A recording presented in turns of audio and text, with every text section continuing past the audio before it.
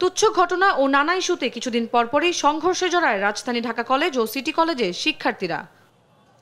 মঙ্গলবার সকালেও রাজধানী সায়েন্স ল্যাব মোড়ে 7 দিনের ব্যবধানে ফের সংঘর্ষে জড়ায় দুই কলেজের শিক্ষার্থীরা। শুরুতে ধাওয়া পাল্টা ধাওয়া ও ইটপাটকেল নিক্ষেপ হলেও পরে সংঘর্ষ ভয়াবহ আকার ধারণ করে। ভাঙচুর চালানো হয় গণপরিবহনেও। থেমে থেমে প্রায় 5 ঘন্টা ধরে চলে সংঘর্ষ। পরিস্থিতি নিয়ন্ত্রণে দুই কলেজের শিক্ষার্থীদের বাধা দেয় পুলিশ।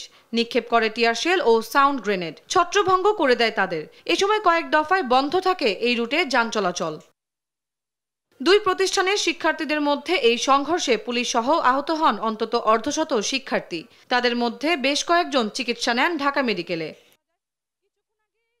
ঢাকা কলেজের শিক্ষার্থীদের অভিযোগ, সোমবার তাদের কলেজের এক শিক্ষার্থীকে মারধর করে সিটি কলেজের শিক্ষার্থীরা।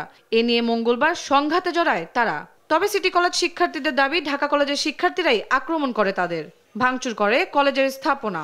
গতকাল এই সিটি কলেজের ছেলের আমাদের এক ইন্টারমিডিয়েট ভাইকে মেরে জখম করে দিয়েছে। দেখেন ছবিটা, দেখেন মানে এত জখম করেছে, সে প্রায় মৃত্যু সজ্জায় রয়েছে। তাহলে তাকে যদি না মারতো আজকের এই ঘটনা হয় না। কেউ ছিল কি ছিল না এটার কোনো প্রমাণ কেউ দিতে পারে না, কিন্তু ওই কলেজের পেজ থেকে পোস্ট করা হয়েছে সিটি কলেজের স্টুডেন্টরা ওই ছেলেকে আক্রমণ করছে, যার প্রেক্ষিতে ঢাকা কলেজের স্টুডেন্টরা আজকে উত্তেজিত হয়ে আমাদের কলেজে আক্রমণ করে।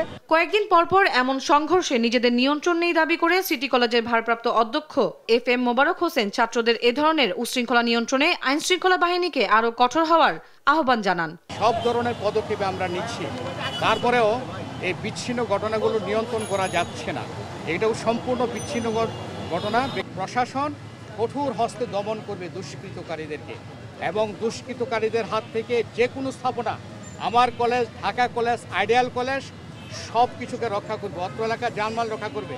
অত্র এলাকা থানা প্রশাসনকে দায়িত্ব নিতে হবে।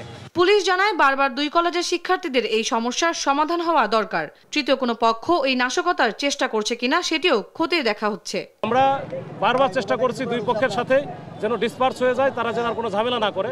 তারপরেও মাঝে মাঝে তারা সংঘর্ষে জড়াইছে, আমরা মাঝখানে অবস্থান নিয়েছি। কমিউনিটি যারা আছে তাদেরও এঙ্গেজমেন্ট লাগবে, মানে সবাই মিলে একটু কাজ করলে আমার মনে হয় এটা আমরা মূলে যাইতে পারবো এবং এটা আমরা সমাধান করতে পারবো।